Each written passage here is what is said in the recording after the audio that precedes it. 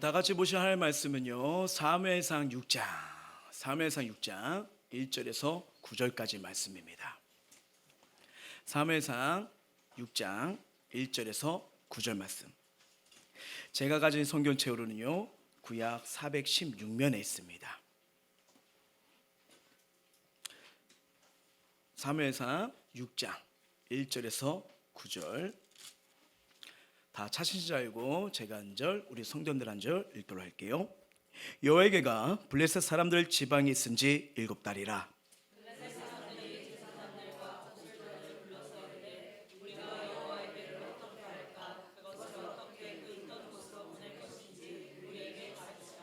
그들이 이르되 이스라엘 신의 계를 보내려거든 거저 보내지 말고 그에게 속건제를 드려야 할지니라. 그러면 병도 낫고 그의 소를 너에게서 옮기지 아니하는 이유도 알리라 하니.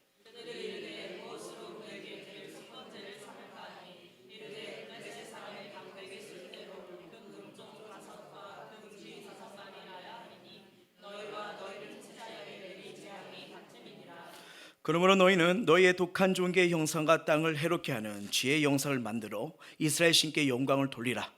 그가 혹 그의 손을 너희와 너희의 신들과 너희 땅에서 가볍게 하실까 하노라.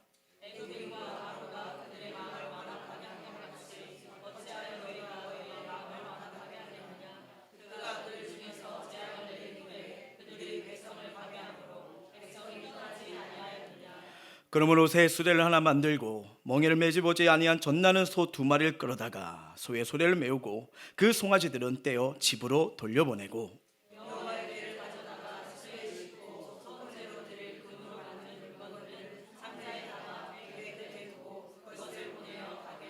같이요. 보고 있다가 만일 개가 그 본 지역 길로 올라가서 베세메스로 가면 이 큰 재앙은 그가 우리에게 내린 것이요 그렇지 아니하면 우리를 친 것이 그의 손이 아니요 우연히 당한 것인 줄 알리라 하니라. 아멘. 자, 오늘은 하나님이 도와주셔야 우리 인생의 삶의 소망이 있습니다 라는 말씀을 가지고 함께 은혜를 나누고자 합니다. 저와 여러분 한번 생각해 봤으면 좋겠어요. 우리가 살아가면서 가장 소중한 게 나에게 무엇이 있을까요? 만약에 그 소중한 것이 있다면 누군가에게 빼앗기길 원하실까요? 만약에 부모님에게 소중한 건 무엇입니까? 라면 아마 자녀들이라고 얘기할 수 있겠죠. 근데 만약에 누가 와서 자녀를 내놔라 하면서 위협하게 되면 누구나 자녀를 보호하려고 하고 빼앗기지 않으려고 지키려고 할 겁니다. 여러분, 공부하는 사람에게는 뭐가 소중할 거예요? 그렇죠, 그럴 수 있죠. 쉬는 거죠, 그렇죠. 다르네요. 그렇죠. 뭐 여러 가지가 될 수도 있습니다. 근데 이 공부하는 사람에는 책과 연구 자료가 되게 필요하죠. 그걸 통해서 설계를 하고 준비를 해야 되고 하는 것처럼요. 근데 모든 간에 다 소중한 것이 다를 텐데 만약에 그 소중한 것이 잃어버리거나 빼앗기거나 놓쳐버리면 그것을 찾을 때까지 되게 고통스럽기도 하고 그리고 절대로 평안을 찾는 게 쉽지가 않을 수가 있습니다. 그런데 더 중요한 게 있어요. 저와 여러분이 이 땅에 살아가시는데 다른 건 다 잃어버린다 해도요, 절대로 빼앗기지 말아야 될 게 무엇이 있을까요? 그는 내 인생의 구원자, 인도자이신 하나님을 놓치지 않는 겁니다. 이게 정말 중요해요. 아무리 어려운 상황 가운데 있을지라도요, 하나님 붙든다는 게 이게 신앙생활이거든요. 믿음 생활이거든요. 그분을 의지할 때, 바라볼 때 그걸 쓰려면요, 어떠한 상황에도, 어떠한 절망의 상황에도, 어떠한 낙심의 상황이 없을지라도 하나님 은혜에서 다시 건짐을 받고 구원을 받고 다시 살아갈 수 있는 은혜가 있음을 믿으시길 바랍니다. 저와 여러분이 이제 종료주일 부활주일 지나서 우리가 다시 이제 사무엘상을 더 이렇게 은혜 가운데 들어가기를 원하는데요. 제가 말씀드린 것처럼 4장, 5장, 6장은요 법계 사건이라고 말씀드렸어요.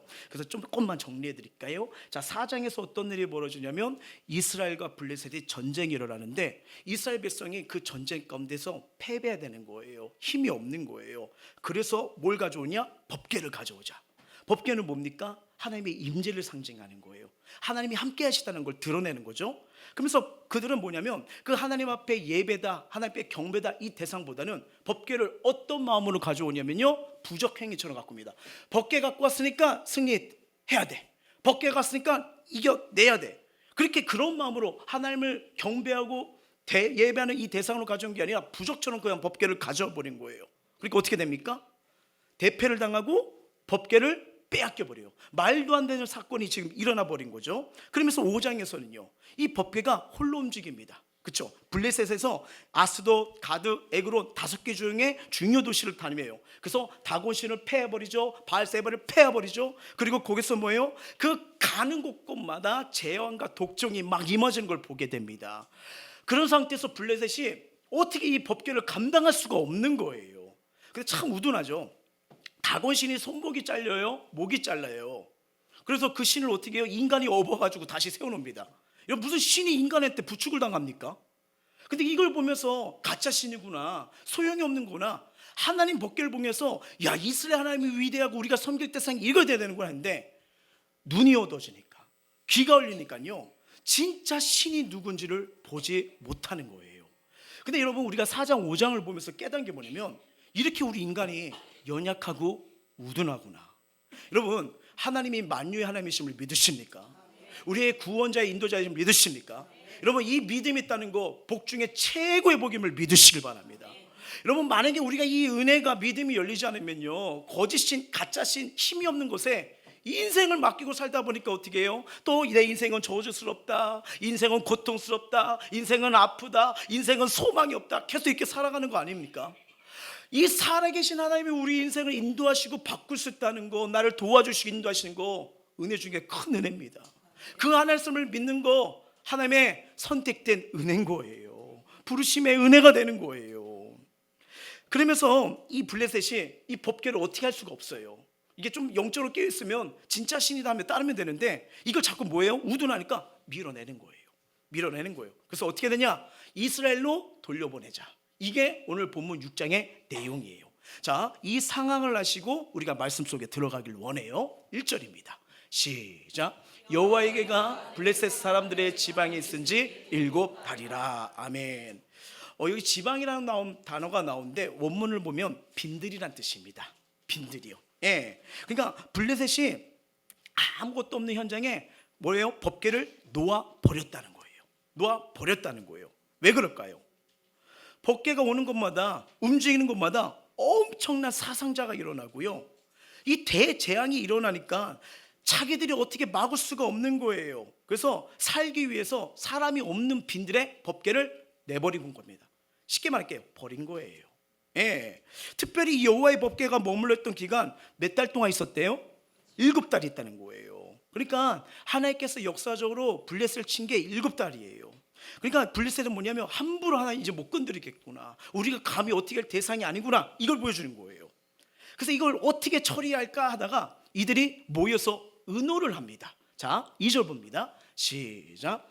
블레셋 사람들이 제사장들과 복술자들을 불러서 이르되 우리가 여호와의 궤를 어떻게 할까? 그것을 어떻게 그 있던 곳으로 보낼 것이 우리에게 가르치라. 아멘. 자, 여기 나오는 제사장들은요, 이방 신에게 제사는 제사장들입니다. 그리고 복술자들은요, 나뭇가지를 흔들어서 왼쪽입니까? 오른쪽입니까? 뭐 이런 거예요. 예, 바람과 분위기 방향을 해서 점을 치는 자들이에요. 그러니까 이 블레셋 종교 지도자들이 이렇게 복술자를 불러서 회의에 들어간 거예요. 법궤를 돌려보내긴 보내야 되는데 어떻게 돌려보내냐, 회의가 하는 겁니다. 그러면서 그들이 모여서 합의를 해요. 이야기를 나눠요. 인간의 생각으로 자신의 모든 걸 통해서 합의를 합니다. 그게 3절이에요. 시작. 그들이 이르되 이스라엘 신에게를 보내거든 거저 보내지 말고 그에게 속건제를 드려야 할지라. 그리하면 병도 낫고 그의 손을 너희에게서 옮기지 아니하는 이유도 알리라 하니. 아멘. 여기서 뭘 드리자고 블레셋 사람들이 합의가 나와요? 속건제가 나옵니다. 여러분, 이 속건제가 뭐냐면요, 하나님께 경배하며 자비와 긍휼을 구하면서 하나님, 또 제멋대로 살았어요, 하나님을 거부했어요, 죄악 가운데 살았어요, 용서해 주세요, 다시는 죄를 범하지 않겠습니다 하고 예배드리는 게 속건제예요. 이해되시죠? 근데 지금 블레셋 사람들은요, 그런 속건제보다는 지금 이들이 하는 이 속건제가 뭐예요? 미신적으로 드리는 거예요. 복만 받으면 되고 재앙은 없어야 돼. 예. 그러니까 이 블레셋 사람들이 갖고 있던 이 신에 대한 인식을 그대로 보여주는 거예요. 여러분 여기 이 내용이 뭐냐면 이 도출된 결과가 뭐냐면 합인데요. 합이라는 것은 인간의 생각을 모으는 겁니다. 인간의 생각을 모으는데, 근데 여러분 잘 보세요. 하나님과의 관계, 하나님께 드려지는 예배, 인간의 합의로 가능할까요?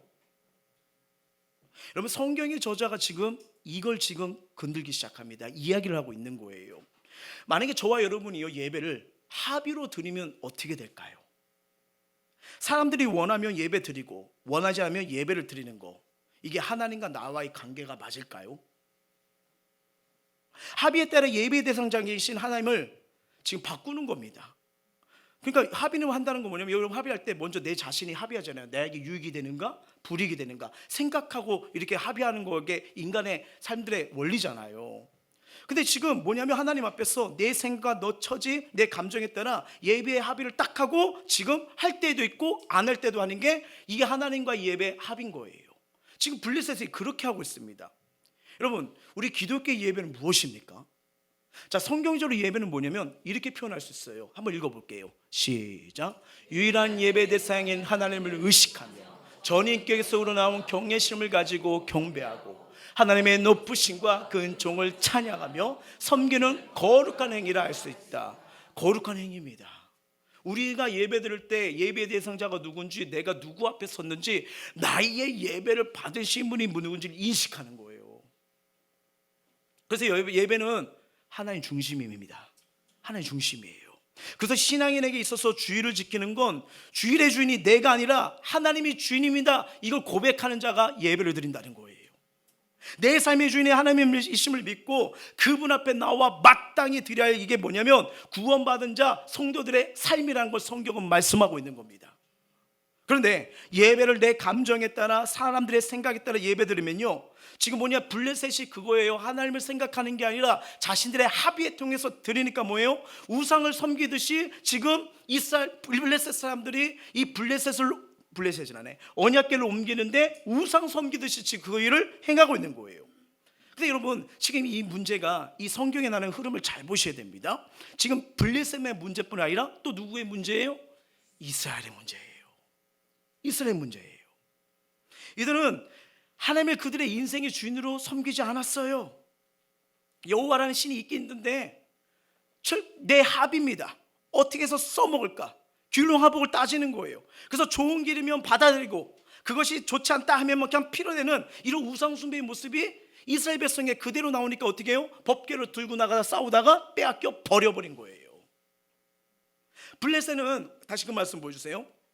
병도 낳고 그의 손을 너에게 옮기지 아니하는 이유도 알리라 하면서 이 속건제를 드리면 이 땅에 질병을 퍼뜨리고 사람들에게 악한 동쪽이나 나게 하고 많은 사람을 죽게 한 이유도 알 거야 하면서 이 의도를 가지고 속건제를 드려요. 예배 대상 하나님을 바라보는 게 아니라 상황 문제 속에서 우리 합의, 내 생각대로 되나 안 되나 그걸 통해서 지금 예배를 나가는 거예요. 자, 4절 봅니다. 시작. 그들이 이르되 무엇으로 그에게 드릴 속건제를 삼을까 하니 이르되 블레셋 사람의 방백의 수요대로 금독종 5과 금지 5마리라 하리니 너희와 너희 통치자에게 내린 재앙이 같음이니라. 아멘. 자, 이 말씀을 보니까요, 금독장 모양과 금지 모양 몇 개가 등장합니까? 5개가 등장합니다. 자, 여호와의 법궤가 옮겨질 때마다 이 쥐떼들의 공격이 계속 있었거든요. 이 블레셋을 이루고 있는 도시가 제가 저번에 말씀드릴 때 몇 개의 도시가 있다고 했죠? 5개예요. 그걸 상징하는 그 형상대로 지금 만든 거예요. 그래서 여기 4절 보시면 블레셋 사람의 방백의 수요대로, 방백이란 뭐냐면 지옥의 대표자들을 말합니다. 그래서 신의 진노를 풀고자 5 형상의 뭐예요? 제물을 지금 만든 거예요. 이걸 가지고 이렇게 연구를 해봤는데 주석가들의 보편적인 결론은 뭐냐면 그들에게 닥친 질병은 쥐떼가 퍼뜨린 전염병 중에 가장 무서운 뭐예요? 패스트 감염이라고도 많이들 이야기를 합니다. 그러니까 무슨 말이냐면 우리가 알다시피 그 5장을 통해서 봤잖아요. 하나님 밖에가 옮겨지는 곳마다 이 쥐떼들로 인해 전염병이 번져서 엄청나게 많은 사람이 죽는 사건들을 봤잖아요. 그리고 죽지 않은 사람들은 온몸에 독종이 나서 무섭게 고통 가운데 괴로운 것을 우리가 보게 되잖아요. 여러분 우리 삶 속에 이런 일이 일어나면 얼마나 무섭겠습니까? 그래서 이들이 쥐 모양을 만들어서 속건제, 속건제를 드리기로 한 거예요. 그래서 엄청난 전염병과 죽음과 종족을 가져든 이 쥐 모양과 독종의 모양으로 뭐예요? 금형상을 해서 이제는 이 저주에서 재앙에서 건져 주옵소서 라면서 속건제를 드리는 거예요. 그러면서 이 여호와의 법궤가 올라가는 수레를 실어서 제물을 드리자는 겁니다. 자, 5절 봅니다. 시작.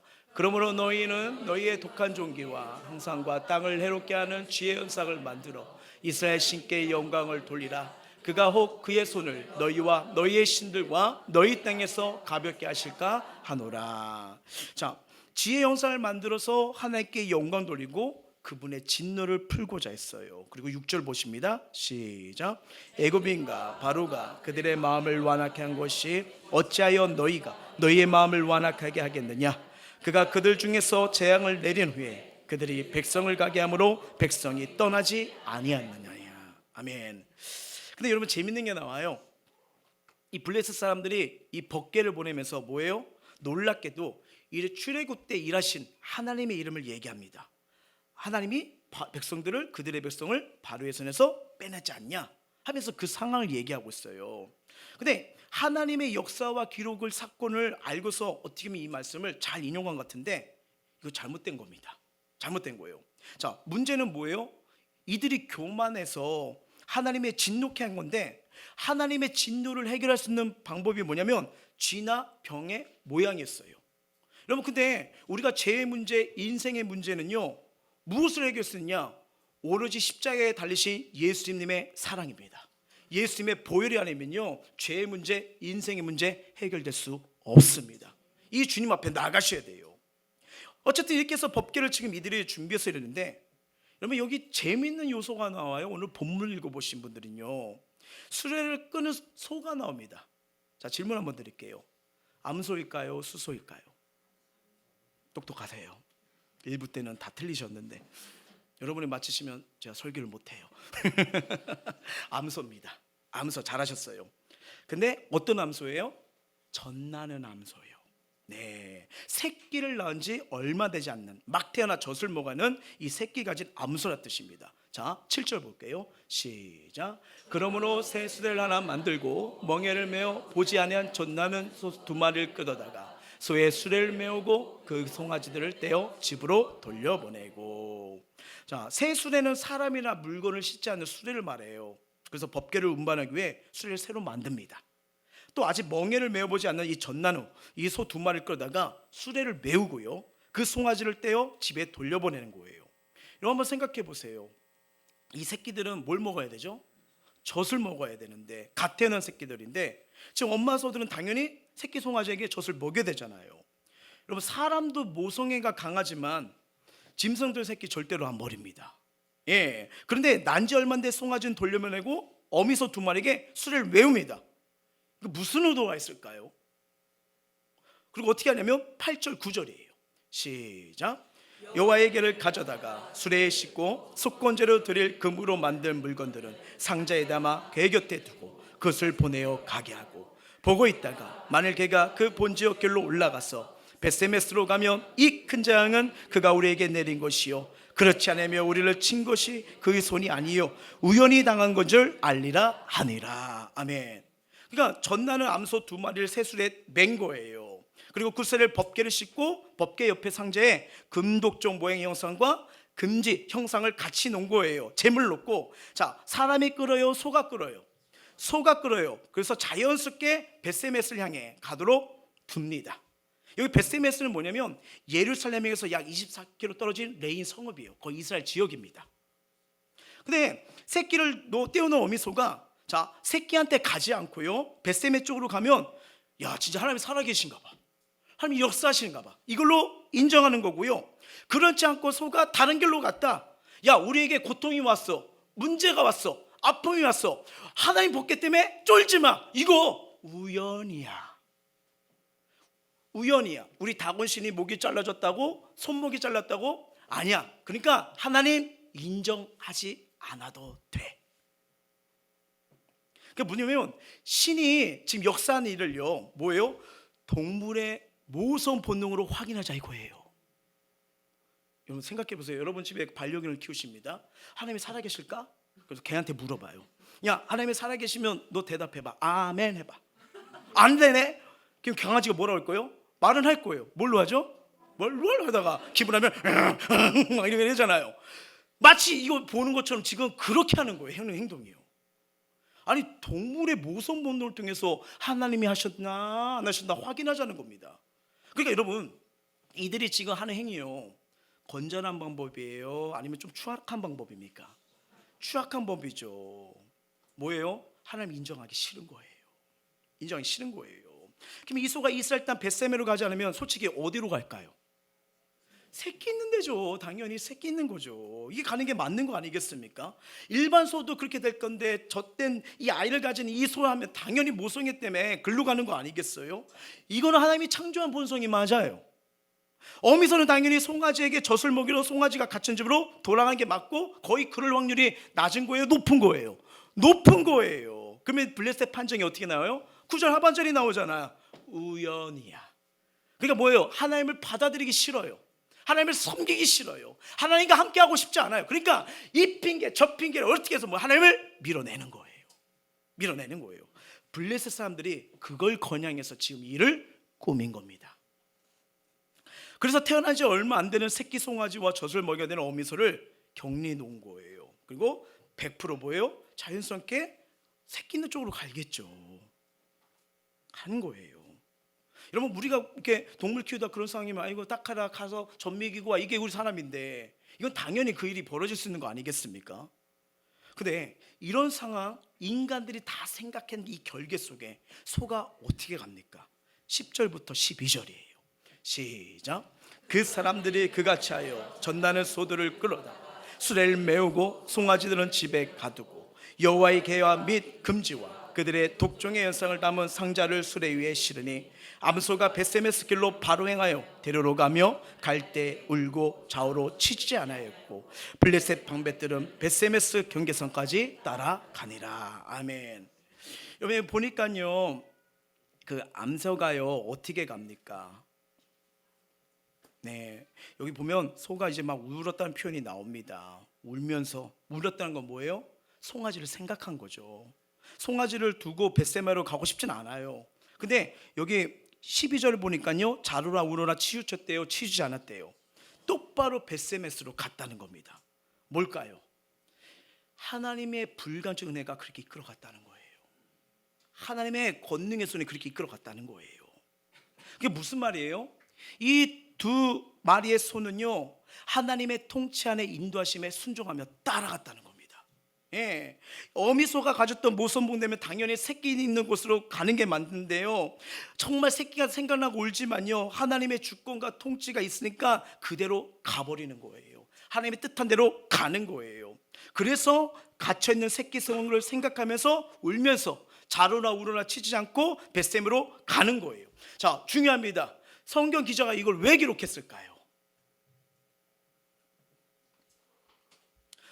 소들도 이렇게 하나님 뜻이라며 하나님이 인도하시면 따라가는데, 이게 하나님의 형상대로 창조하시고 귀하게 창조하시고 우리에게 말씀으로 선지자를 통해 계속 말하는데, 우리 인간들은 어떤다는 거예요? 여전히 자로치우고 우로치우고 여전히 하나님의 인도하심을 따라가기보다는 내가 필요할 때만 하나님을 찾는 그런 모습이 있지 않느냐? 지금 성경을 통해서 얘기를 하는 거예요.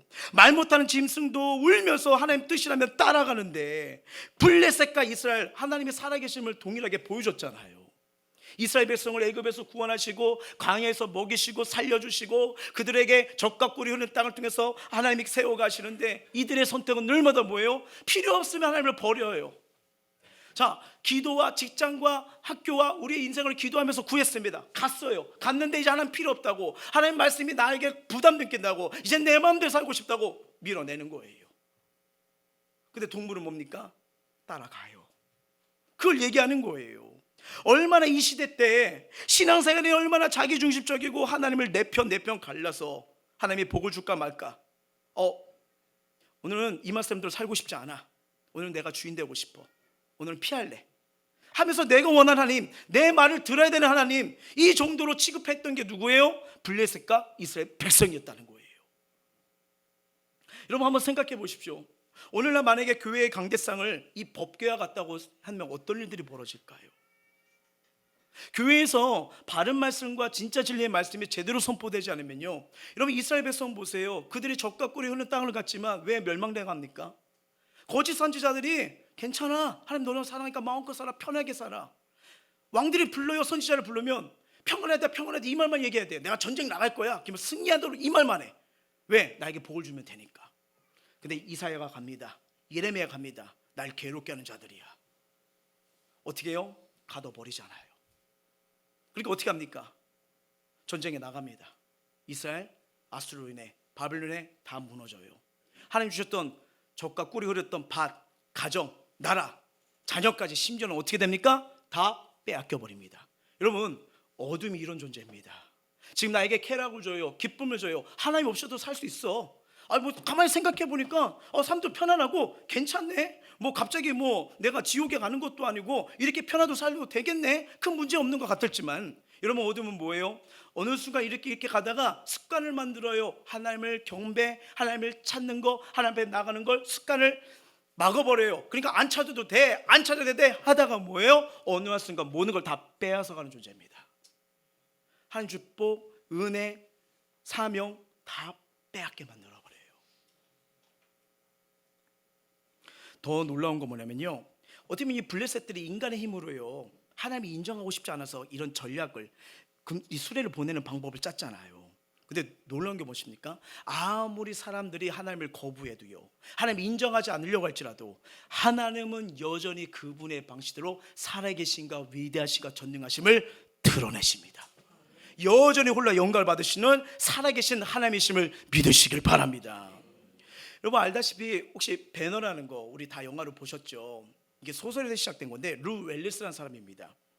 아주 불후의 명작 아닙니까? 시간이 지나도 여전히 성탄절이 다가오면 변함없이 이 배너라는 게 나오면서 보신 분들 알겠지만 되게 은혜가 되는데, 여러분 이 웰리스가요, 이 소설을 쓴 의도를 아십니까? 원래는요, 예수는 가짜다는 걸 알리기 위해서 이 소설을 쓴 거예요. 부정하기 위해서 이걸 쓴 겁니다. 근데 그가 그리스도를 부정하려고 하면서는요, 예수님은 분명한 하나님의 아들이라는 걸 지금 체험하게 되는 거예요. 그래서 부정하려다가 그를 연구하다가 예수를 만나버린 거예요. 그래서 이 불의의 명작을 쓴 겁니다. 베네에서 말하는 게 뭐예요? 그 직접적인 하나님이란 말이 별로 안 나오잖아요. 하나님은 살아계시고 그들의 백성을 통치하시고 인도하신다, 이걸 드러내버린 겁니다. 거부할 수 없는 은혜에 그도 무릎을 꿇어버린 거예요. 여러분 19세기에 많은 성경학者, 얼마나 자유주의 신화부터 막 성경을 부인하려고 이런 공격이 많았습니까? 그래서 성경을 걸레적으로 만들려고 했어요. 걸레처럼요, 아무 소용이 없다. 근데 놀라운 것은 성경은 보면 볼수록, 연구할수록 뭐예요? 하나님이 진실한 신이시고 그 예수가 우리의 구원자가 더 드러나는 거예요. 거부할 수 없는 증거들이 나타나는 거예요. 여러분 악한 자들이, 세상이 아무리 하나님을 부정하고 해도, 미련하고 해도요, 하나님의 위대하심, 그분의 영광은 어느 누구의 계라고도 막을 수 없는 만유의 영광이 드러나는 하나님이십니다. 우리가 믿는 분이 그런 하나님이신 거예요. 어떻게 보면 이 성경 안에서 그를 인정하지 않고 거부하려고 하는데 하나님은 홀로 영광을 드러나고 계십니다. 자, 13절 14절 볼까요? 시작.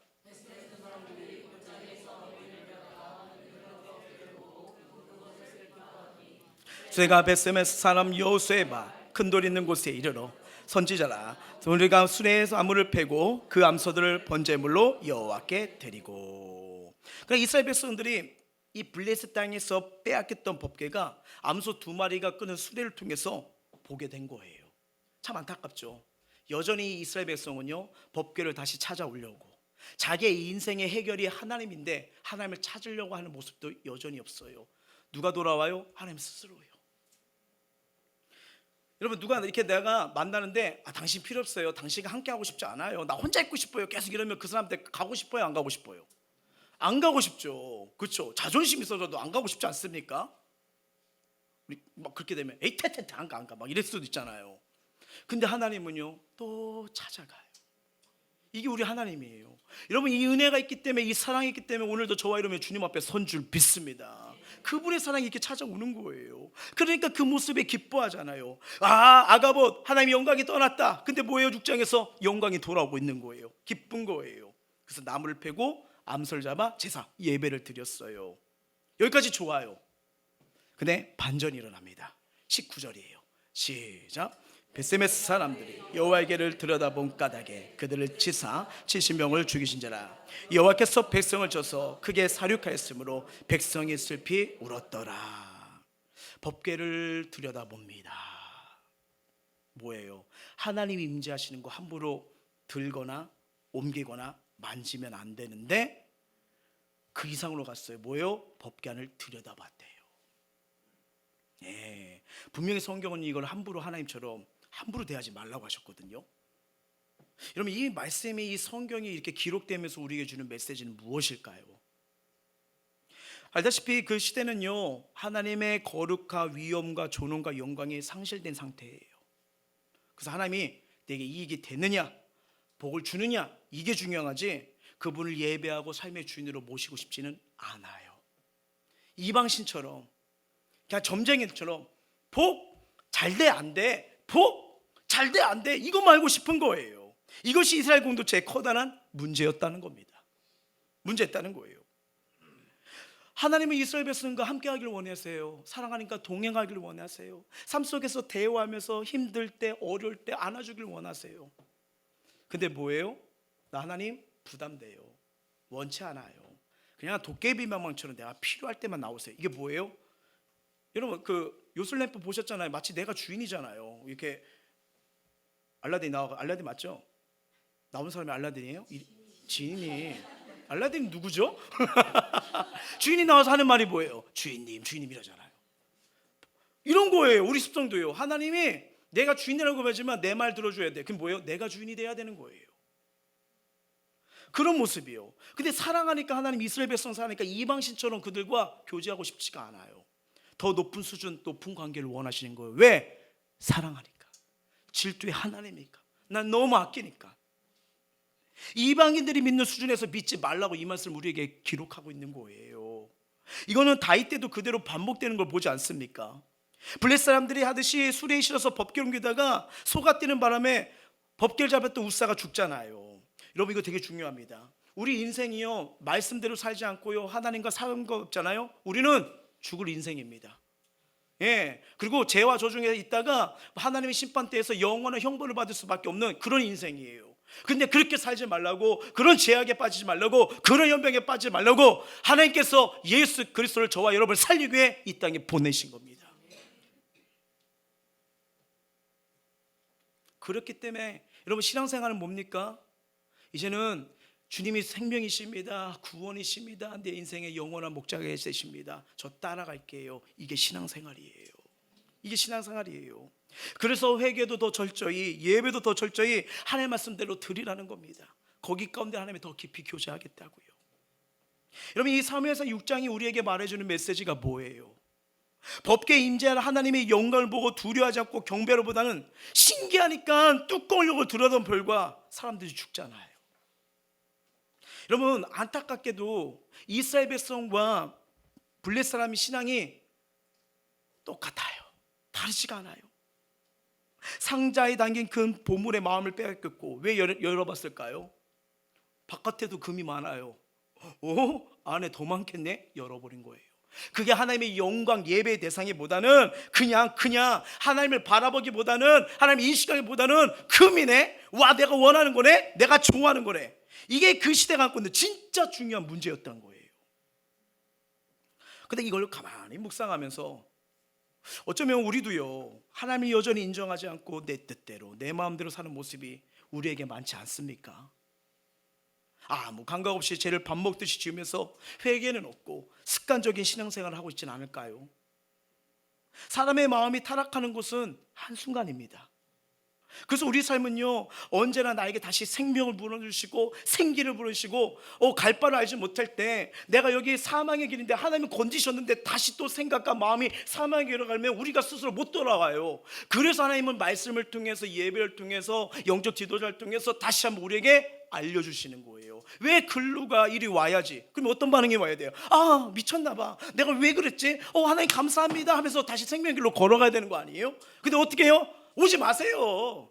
아니, 내가 내 마음대로 하고 싶다니까요. 내가 알아서 한다니까요. 그때 여러분, 하나님의 마음이 얼마나 아프실까요? 얼마나 아프실까요? 자, 이런 상태가 버렸으면 우리라면 잘못했다 이러면 안 되지. 하나님이 나에게 어떤 분인데, 얼마나 큰 사랑을 주신 분인데, 과거에 얼마나 많은 사랑으로 나를 건지신 분인데, 잘못했어요, 다시 모십니다, 주님이 내 인생의 주인이에요. 이게 여러분 진짜 신앙의 모습 아닐까요?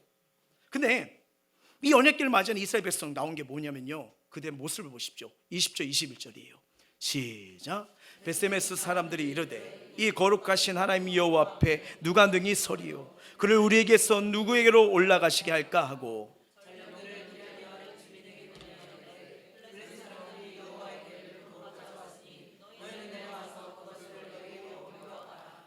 아멘. 무슨 말이에요? 베세메스 사람들이 기란 여인 사람들에게 왜 가져가 전령벌입니다. 이거 누가 하던 방식이죠? 블레셋이잖아요. 아스도, 가드, 에그론, 가져가 똑같아요. 베세메스에서 기란 여인으로 옮겨집니다. 베세메스도 뭐예요? 하나님의 영광을 경홀히 여기다가 재앙을 겪어가지고 뭐예요? 하나님 필요 없어요, 저리 가요. 여호와를 물건듯이 떠넘겨버립니다. 떠넘겨버려요. 와, 이거 하나님 입장에서 보면 너무 마음 아픈 일 아니에요?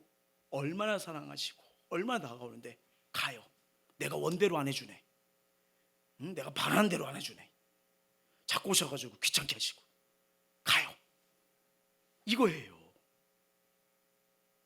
블레셋 지역에서는 언약궤 가는 곳마다 하나님이 얼마나 이스라엘의 살아계신 하나님인지 드러내기로 했지만 이스라엘 블레셋 사람들이 여호와를 거부하죠. 지금 어디예요? 블레셋에서 일어난 거예요? 지금 이스라엘에서 일어나시는 거예요? 이스라엘잖아요. 근데 또 뭐예요? 저리 가요. 그런 일이 벌어지고 있는 거예요. 여러분, 이 결과 우리가 7장으로 넘어가는데 이 법궤가요, 기람여에서 얼마큼 있는 줄 아십니까? 20년 동안 방치돼 버립니다. 20년 동안요. 너무 마음이 아프더라고요. 어떻게 하나님이 이렇게 긍휼히 여길까? 근데 이 사무엘상의 흐름을 이렇게 보시면서 느낄 수 있는 건 뭐냐면요, 근데 참 은혜로운 거는 하나님은 사람이나 장소에 갇혀 있는 분이 아니에요. 여러분, 그럴 수 있어요. 이제 성경 덮어. 자꾸 말씀 보면 자꾸 찔려. 왜? 난 이 죄가 좋거든. 그러니까 덮어버려요. 그리고 예배는 드리긴 드려야 되는데 이번 주 가면 하나님이 날 꼭 말씀으로 찔릴 것 같아. 그러니까 어떻게 해요? 뒤돌아 쓰는 거예요. 그렇죠? 그렇게 할 수가 있어요. 근데 여러분, 제일 중요합니다. 하나님 멀리할수록 하나님은 손해 안 보세요. 내가 손해 봅니다. 내가 손해 보는 거예요. 근데 그럼에도 불구하고 하나님은 여전히 그분의 계획대로, 그분의 영광대로 일을 행하십니다. 자, 시편 93편 1, 2절 볼까요? 시작. 여호와께서 다스리시니 스스로 권위를 입으셨도다. 여호와께서 능력의 옷을 입으시며 띠를 띠셨으므로 세계도 견고히 있어서 흔들리지 아니하는도다. 주의 보좌는 예로부터 견고히 있었으며 주는 영원부터 계셨나이다. 아멘. 근데 여러분, 이제 7장을 보시면 알겠지만 이렇게 우둔하고 하나님 마음을 밀어낸 자들에도 불구하고 언제나 또 찾아가시는 분 누구예요? 하나님이세요. 그래서 하나님 뭐래요? 사랑이시니라. 사랑이신 거예요. 이 묵묵히 또 이스라엘의 어리석은 행동을 받아주십니다. 그래서 이 7장에서는요, 하나님이 이스라엘을 도우시고요, 이스라엘 복을 주시고 전쟁에서 승리하도록 역사하기 시작했어요. 왜요? 그들의 인생 가운데, 이스라엘 삶 가운데 하나님이 함께 하시지 않고 도와주시지 않으면 이스라엘은 소망이 없기 때문이에요. 그들은 밀어내지만 그래도 하나님은 또 찾아가서 안아주세요. 왜? 니네 나 없이는 소망이 없잖아. 우리 인생 한번 뒤돌아보십시오. 참 한 해 한 해 가면서 보고 깨달은 건 뭐냐면, 야 진짜 그래, 어렸을 때는 20대 때는 철이 없어서 내 마음대로 내 뜻대로 산다고 했지만 30, 40 계속 넘어가고 인생을 살아가니까 느끼는 게 뭐예요? 내 마음대로 되는 게 아니구나. 하나님 은혜가 필요하는구나. 주의 돌보심이 필요하구나. 우리 인생의 가장 후회가 뭐예요? 하나님 뜻대로 살지 않았을 때, 그때 우리가 제일 후회됐다고 우리가 한 해 배우면서 그 고백이 나오는 거 아니겠습니까? 그럼에도 너무 감사한 건 뭐냐면, 그때 하나님이 날 찾아주시지 않았다면, 여전히 밀어냈는데 하나님이 날 포기하지 않으셨기 때문에 지금 우리가 주님 앞에 서 있는 거예요. 서 있는 거예요. 오늘 이 말씀의 거울 앞에서 우리가 이 블레스 사람들이나 이스라엘 백성들처럼 어쩌면 또 알게 모르게 내 의도처럼 하나님을 조종하는 의식 구조가 있지 않는지, 이 6장을 우리에게 우리 삶을 보라는 거예요. 생각해 보라는 거예요. 우리는 연약해서 내 기분에 따라 상황에 따라 하나님 뜻대로 살기보다는 계속 곁길로 나아가는, 이미 그것 때문에 망가졌고 그것 때문에 아파했고 그것 때문에 괴로웠는데 또 시간이 지나니까 그래도 그게 좋았어 하면서 하나님 가요, 가시고 좀 나 좀 내버려 두세요. 그리고 예전에 나에게 소망을 안 주고 인생을 빼앗기고 후회를 했던 걸 또 붙들고 살고 있는 영역이 있지 않는지 돌아보라는 거예요. 한번 생각해 보세요. 현재 저와 여러분 하면 안 되죠. 하나님과 나 관계 어떠십니까? 나를 애타게 찾으시며 기다려주신 하나님께 지금 나아가고 계십니까? 아니면 부담스러워서 지금 이스라엘 백처럼 기다님 가 하는 것처럼 그렇게 등을 돌리면서 삶을 살아가고 걸어가고 있지 않는지, 이 말씀을 통해서 돌아보라는 거예요. 만약에 그렇게 되면요, 이스라엘 백성 보세요. 자기의 소견대로 살다 보니 어떻습니까? 삶이 무겁잖아요. 행복이 보입니까? 보이지가 않잖아요. 더 대적자들한테 눌려 살잖아요. 그렇죠? 답도 보이지가 않아요. 영혼과 삶이 심체되고 지금 점점 어떻게 해요? 시들어가는 것을 보게 되잖아요. 그러니까 삶이 고단하고 하루하루가 견디기가 버거워요. 힘이 없는 거예요. 여러분, 이렇게 하나님을 밀어내는 인생에 무슨 소망이 있을까요? 어디서 다시 시작할 수 있는 은혜가 임할까요? 만약에 하나님 앞에서 등을 돌린 채 살아간다면 우리 인생 소망 찾는 거 답이 안 보입니다. 우리가 하나님의 도우심과 인도 없이 우리가 스스로 답을 찾고 길을 잘 걸어가는 인생, 우리 살면서 배웠잖아요. 하나님을 경외한다는 삶이 뭘까요? 인생은 단순하지 않아서 어떨 때는 내가 원하지 않는 삶, 내가 원하지 않는 길을 걸어야 할 때가 있습니다.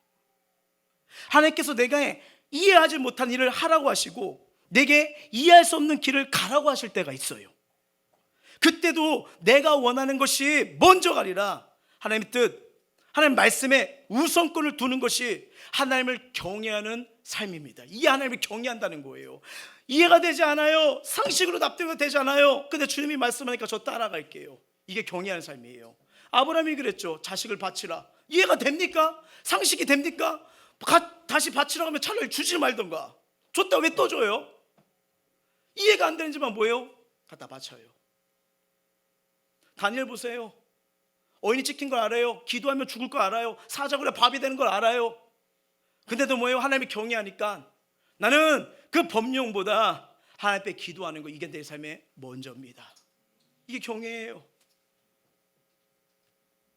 내 마음 내 의사대로 결정하는 것이 아니라 온전히 주님의 다스림 속에 살아갈 때 어떤 것이 하나님이 기뻐하실까, 원하실까, 하나님 앞에 말씀을 따라가고 하나님 앞에 항복과 순종으로 나아갈 때 하나님이 기뻐할 수 있는 거, 이걸 내 인생으로 최고의 재산을 삼았을 때 하나님은 그런 자를 통해서 보고 기억하십니다.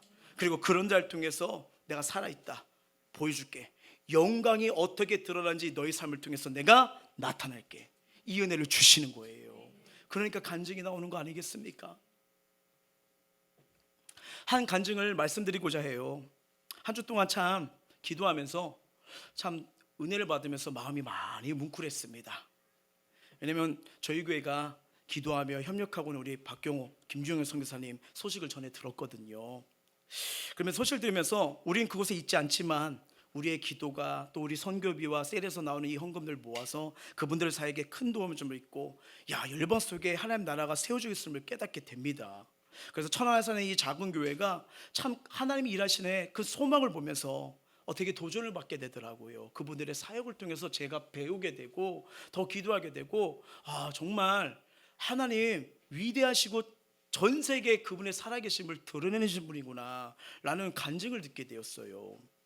잠깐 사진 한번 보여드리도록 하겠습니다. 그분들이 사역하는 수단이에요. 네, 바나나무 야자수 밑에 이렇게 나오는데, 자, 여러분 알다시피 이 아프리카에서는 꽃이 피어나는 게 쉬워요, 어려워요? 어렵습니다. 선풍기, 에어컨이 없습니다. 근데 지금 꽃이 피기 시작합니다. 예, 이 꽃은요, 이 박경호 선교사님의 가족 되시는 이 김주영 선교사님 하시는데, 여러분 이분들은 정말 해외 명무대 나오신 분들입니다. 근데 저기 가서 얼마나 고통 가운데 남들이 아는지 않는 그 가운데서 맨 땅에 헤딩하면서 사역을 하시는 분이에요. 이분들이 이곳 땅은요, 미국 선교사님이 계시다가 전쟁 때문에 철수한 자리입니다. 근데 이 땅에서 나무를 캐내고요, 축구장 10개 높이 2만 평을 여러분 트랙도 없이 괭이로 저기에 꽃을 피도록 일을 하신 거예요. 사막의 강을 광야에 길을 내는 기적이 일어나고 있어요. 지금 올해가 10년째입니다. 10년째예요. 저 꽃이 뭐냐면 백일홍이에요. 백일홍인데 한 봉지의 백일홍을 들고 가서 씨를 뿌렸어요. 2만 평 주의 바운더리. 그 바운더리가 전체를 골파전 분들은 광경을 지금 보고 있습니다. 두 번째 볼까요? 그거예요. 더 깊이. 예, 저게 나무도 있고 바나나 나무도 있고 망고 나무도 보여요. 근데 이곳에 많은 한국의 토종꽃이 피었다는 거, 여러분 전혀 어울리지 않는 이 광야 사막에서 꽃이 피었다는 거, 이거 말이 됩니까? 아프리카에서 도저히 볼 수 없는 이 대한민국의 백일홍이 아프리카의 바나나무 야자수 그늘에서 저렇게 피고 있어요. 이 꽃을 보는 사람들이 너무 많다고 합니다. 이게 어떻게 시작했냐면 김주호 선교사님이 친정에서 한 봉지를 사갖고 와가지고 거기서 뿌린 꽃이 10년 만에 온 세상을 꽃밭으로 만들어 버렸대요. 더 놀라운 일이에요. 왜 이걸 보여주냐면요, 이처럼 그때는 아무것도 보이지가 않았어요. 아무도 인정하지 않았어요. 그냥 늘 눈물만 흘렸던 분이거든요. 그러니까 주변에서는 한국으로 돌아와라, 왜냐면 설교도 잘하시고 영성도 있기 때문에 얼마든지 대형교회 갈 수 있는 분이셨어요. 근데 죽음을 위협사고 또 들어가십니다. 그래서 최근에 사역의 현장을 보게 됐는데, 다음이요, 이렇게 모이기 시작해요. 이렇게 모여져요. 여기가 지금 420명 정도 들어가는 의자인데 앉기도 불편한데, 약 800명이 앉았다 서기를 교대로 하면서 예배를 드린다고 합니다. 지금. 그러면서 네 번째, 이들은 신발을 신지 않은 아이들도 많고요, 그리고 신발을 신고 온 아이들이 이렇게 나오는데 정말 값싼 샌들 정도로, 그러니까 너무 가난한 지역이에요. 위험한 지역이에요. 전쟁이 아주 언제 터지지 못한 지역이에요. 그래서 이 보신 예배당에 3, 4명이 들어가는 꽉 찬 공간에 이 700명, 800명이 들어가면서 신발을 벗고 예배를 경외하는 마음으로, 사모하는 마음으로 들어가고 있습니다. 우리처럼 카페트나 좋은 쿠션 아니라 완전히 거칠거칠한 세면바닥에 들어가서 맨발을 신고 돌아다녀요. 이 세 군데의 문이 있는데 이 1600개 신발이 위에 막 쌓이기 시작한답니다. 그러면 맨 처음에 참 그때도 한번 오셔서 한번 만났는데, 이게 훈련을 시켜서 이 사람들에게 복음이 들어가면 그 사람 통해서 가정과 지역이 또 살릴 수 있는 통로를 위해서 배신도 엄청 당했대요. 괴롭힘도 많이 당했대요. 근데 이제 그들이 지금 씨앗이면서 훈련된 사람들이 일어나서, 저 신발을 여러분 1600짝이에요. 그럼 순서대로 이렇게 놓을까요? 아니면 막 이렇게 할까요? 왜냐면 다음에 또 예배가 있으니까. 그래서 막 자루짝에 그런 거 한 거예요. 그리고 예배가 끝납니다. 마대자에 놓고요. 근데 전쟁에서 이렇게 사상자가 이러다 보니까 반 이상의 아빠가 없대요. 아이들 중에 반 이상의 아빠가 없대요. 2016년까지 큰 전쟁이 있었습니다. 아빠가 없는 거예요. 한 아빠가 4명에서 3명, 2명의 아내를 데리고 삽니다. 가난하니까요. 그 정도로 어려운 나라예요. 그 아이들이 50분, 1시간 반 예배를 드려요. 예. 그리고 그 예배를 드리고요, 거기서 끝나자마자 어떻게 하면 이제 분반 모임, 셀 예배를 드리러 갑니다. 근데 잘 보세요. 저 신발을 어떻게 놨어요? 마대자루. 자, 마대자루 놓을 때 마대자루에 차근차근 쌓이죠? 아닙니다. 뒤섞여. 이걸로 어쩔 수 없어. 사람이 너무 많으니까 확 뿌려버린대요. 확 뿌린대요. 근데 신기한 게 뭐냐면, 신발을 신고 오지 않은 아이가 신발을 신고 가서 신발을 도둑 맞았다 우는 아이가 없대요. 이게 신기한 거 아니겠습니까? 우리 한번 해보면 우리 분명히 누구야 누구야 나오죠. 여러분 이 800명 중에 5분 안에 자기 신발을 이 1600장 안에서 신발을 다 찾아 신는다고 합니다. 와, 그걸 한 번도 내 신발 없다고 우는 애가 없고요, 내 신발을 못 찾다고 우는 애도 없대요. 5분 만에 다 찾아서 선사님이 기다린 아까 그 야자나무 자 밑으로 가서 거기가 분방 셀예배 장소예요. 그리고 가서 또 복음을 듣는데요. 다 들어간대요. 이 사진을 보고 이 사역 얘기를 듣고요, 막 가슴이 뭉클한 거예요. 야, 저분들의 눈물 심은 대로 거두리라. 하나님 역사 일으키시는구나, 이렇게구나. 그리고 우리는 아무것도 아니지만 우리 햄버생 기도가, 우리 햄버생 공동체가 같이 저 하나님 나라를 꿈꾸면서 기도하는 것이 같이 세워지고 있구나. 우리 직접 가지 못했지만 기도를 보내고 참 우리 성도님들한테 감사하더라고요. 한 분 한 분 10,000원, 50,000원 선교비를 보내주시고, 그리고 여러분이 셀 예배 드릴 때 그 헌금이 지금 모아져서 가고 있거든요. 이렇게 요번에 한 3개월 동안 이렇게 기도하면서 모았는데 뭐 작지만 150만 원이 모아졌더라고요. 보낼 겁니다. 왜냐하면 그 얘기를 들었거든요. 1000여 명이 모였는데 밥을 먹여야겠대요. 저렇게 사모하면서 은혜 받으면서 예배를 사모 나오는데 이게 가진 건 없지만 이렇게라도 더 보내야겠더라고요. 그들이 글을 배웁니다. 영어를 배웁니다. 아빠가 없어요. 기근이 있어요. 고통이 있어요. 소망이 없어요. 나라가 어떻게 스스로 아이들을 가르칠 수 없는 그런 상실이에요. 근데 그 복음을 들어가고 나가니까, 사진 한번 다시 볼까요? 지금 뭐 여러분 모르겠지만 여기 3번 사진 보면요, 아이들의 눈동자가 빛이 나요. 소망을 보니까 우리 일어날 수 있어, 다시 시작할 수 있어. 그 은혜를 보게 되니까. 아니 10년 만에 뿌렸던 저 한 주의 꽃씨가 세상을 반 것처럼 10년 뒤에 이 아이들이 신앙과 영성과 실력이 갖춰지면 전쟁의 상처 속에서, 아빠가 없는 가정의 고통 속에서 그 아프리카 전역을 변화시키는 어마어마한 비전을 하나님은 보게 하신 거예요. 가슴에 은혜가 오게끔 막 느껴지더라고요. 하나님 살아계시구나. 하나님 나라가 여전히 일하고 계시구나. 이게 하나님만이 할 수 있는 일 아닙니까? 여러분 물과 좋은 기가 없어요. 근데 어떻게 저렇게 꽃이 피고 저런 역사가 일어납니까? 저수지에 가서 물차에서 2500cc를 들고 와야 된대요. 우리처럼 좋은 물이 아니에요. 흙탕물이에요. 근데 아이들이 너무 행복하대요. 예수 믿는 행복이, 배울 수 있는 행복이, 이것을 예배할 수 있는 것이 너무나 행복하대요. 그리고 그 선교사님이 뿌려놓은 꽃이처럼 예수의 복음이 들어가서 신발 신고 그들이 산을 넘고 바다를 건너 복음을 전하는 그런 통로로 써야 되는 아니겠습니까? 이 아이들 10년 뒤에 어떤 자라날까요? 이들이 10년 후에 이 복음으로, 말씀으로 복음의 전사가 되지 않을까요? 가정의 아픔을 위로해주고 심어주는 그런 아이들로 성장하지 않을까요? 나라를 바꾸는, 민족을 바꾸는 어마어마한 역사가 일어날까요? 꽃이 한 줌도 저렇게 역사가 일어나는데 사람의 아이들만 800명, 청소년이 120명, 1000여 명이 모인답니다. 근데 성경이 이걸 예언했어요. 이사야 말씀 한번 볼까요? 시작. 그 작은 자가 1000명을 이루겠고 그 약한 자가 강국을 이룰 것이라. 때가 되면 나 여호와가 속히 이루리라. 아멘. 계속 사진 보여주시고요. 여기서 끝나지 않더라고요.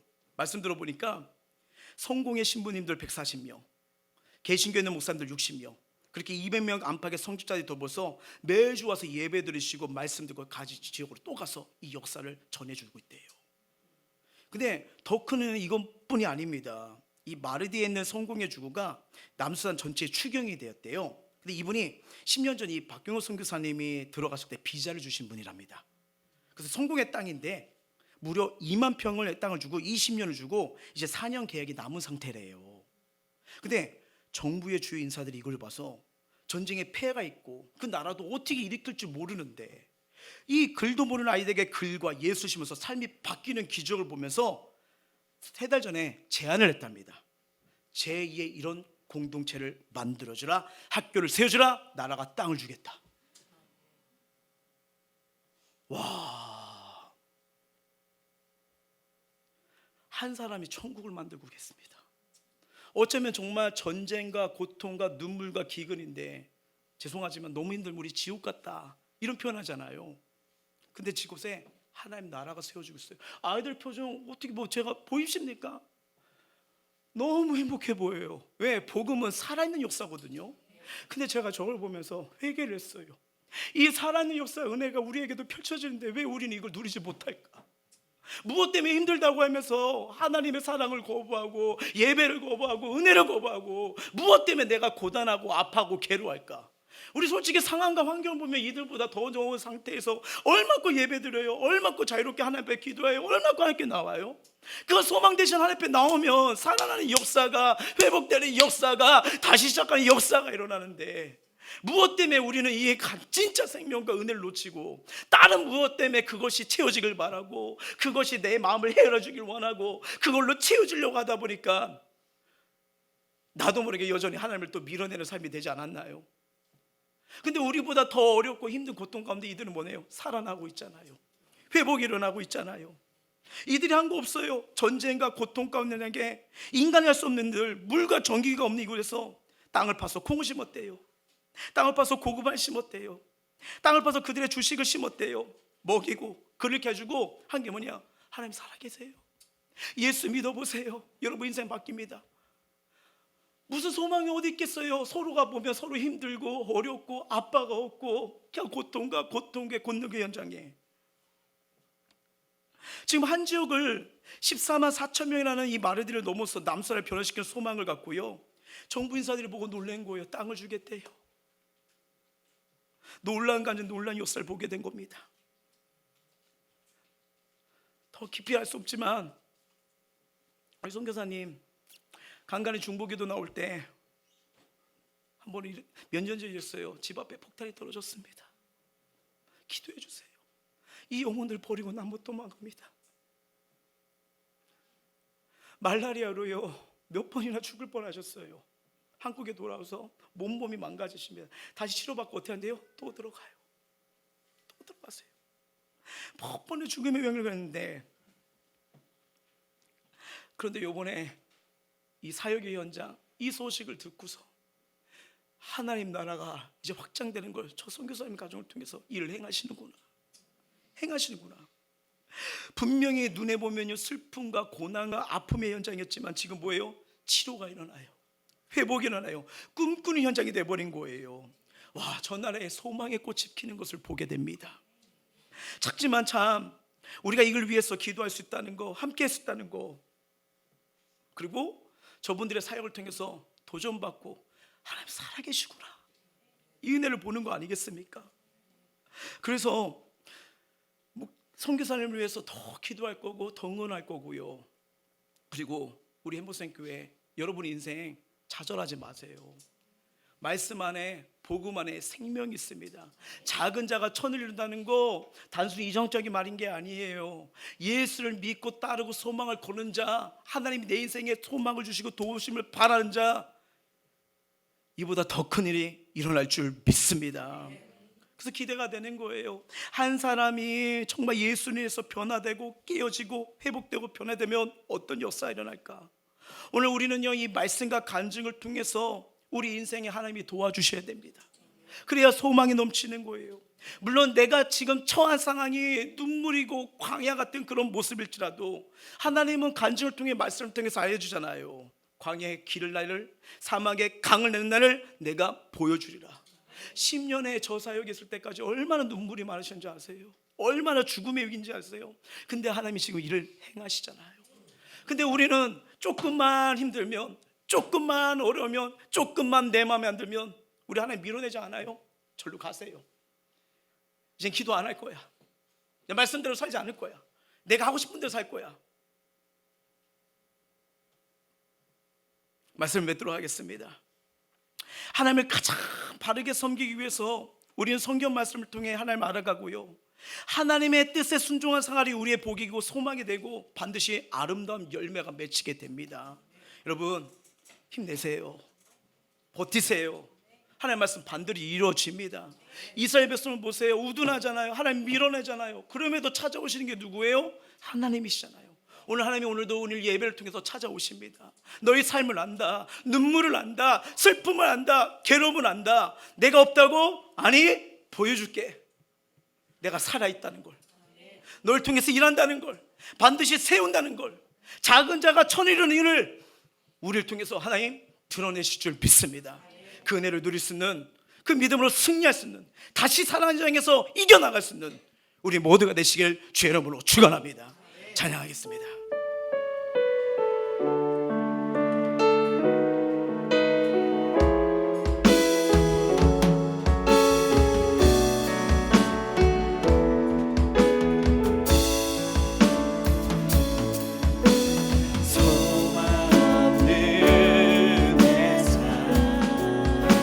새 생명 허락하신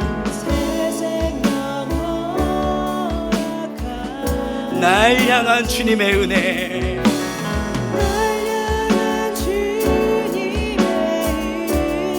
놀라운 주님의 사랑. 자, 삶의 문제 힘겨워, 삶의 문제 힘겨워, 눈물만 들일 때도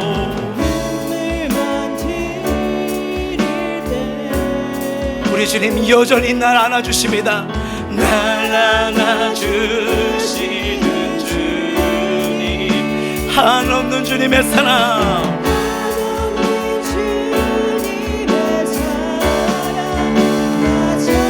나의 믿음 주께 드려,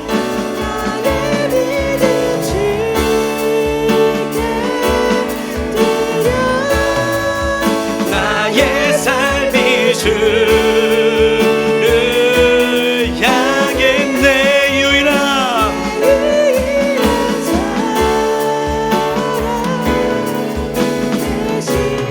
내 삶 드리리. 참 나의 믿음 주께 드려, 나의 삶이 주를 향해 걸어가셔야 소망이 되는 거예요. 그래야 소망의 꽃이 피는 거예요.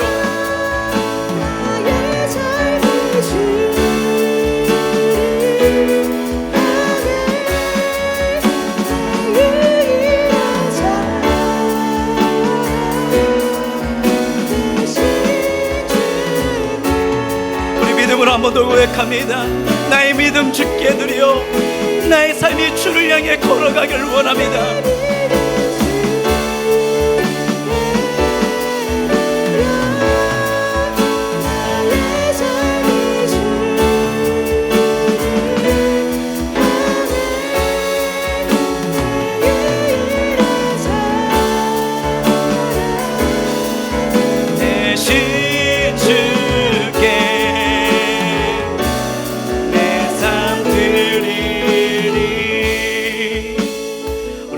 하면서 기도하며 나가기를 원하는데요, 이스라엘 백성 블레셋 취향 똑같아요. 하나님은 그들을 사랑하시고 건지시고 들어오는데 필요할 때만 부르고 필요하지 않으면 모르면 밀어냅니다. 가세요, 저리로 가세요. 얼마나 하나님 속상하실까요? 그들을 너무나 사랑하시는데, 그런데도 그들의 인생에 삶에 찾아오는 건 하나님이셨습니다. 여러분, 삶이 힘들다고, 어렵다고, 괴롭다고, 때로는 하나님이 도와주시지 않는 것 같지라도 우리가 가장 하지 말아야 될 것은 하나님 밀어내지 마세요. 하나님 밀어내며 어디서 소망을 찾습니까? 어디서 다시 시작하겠습니까? 우리 선교사님들 간증을 통해서 도전받잖아요.